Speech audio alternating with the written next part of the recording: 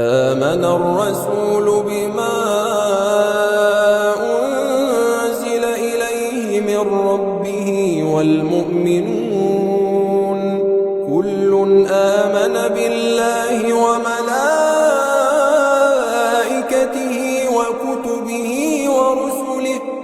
لا نفرق بين أحد من رسله وقالوا سمعنا وأطعنا غفرانك ربنا وإليك المصير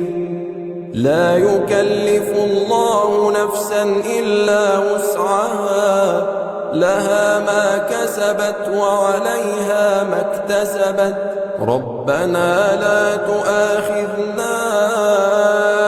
إن نسينا أو أخطأنا ربنا ولا تحمل علينا إصرا كما حملته على الذين من قبلنا ربنا ولا تحملنا ما لا طاقة لنا به واعف عنا واغفر لنا وارحمنا أنت مولانا فانصرنا على القوم الكافرين সূরা বাকারার শেষ দুই আয়াত। সূরা বাকারার শেষ দুই আয়াত, এই দুই আয়াত যে ব্যক্তি তিলাওয়াত করবে, এই দুই আয়াত যদি ব্যক্তি পড়বে রাতের বেলায়, এই দুই আয়াতের ফলে আল্লাহ সুবহানাহু ওয়া তাআলা তাকে রাত জেগে সালাত আদায় করার তাহাজ্জুদের সওয়াব দান করবেন।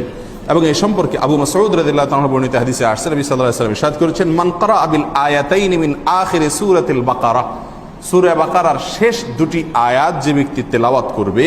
ফি লাইলাতিন, কোন রাতে, কাফাতাহু, তাহলে ওই দুটি আয়াত ওই রাতে তার জন্য যথেষ্ট হয়ে যাবে। যথেষ্ট হয়ে যাবে মানেটা কি? এর মানে হলো দুই আয়াত যদি কেউ রাতের ভিতরে পড়ে তাহলে সারা রাত জেগে কিয়ামুল লাইল করার বা তাহাজ্জুদ পড়ার সওয়াব পাওয়া যাবে।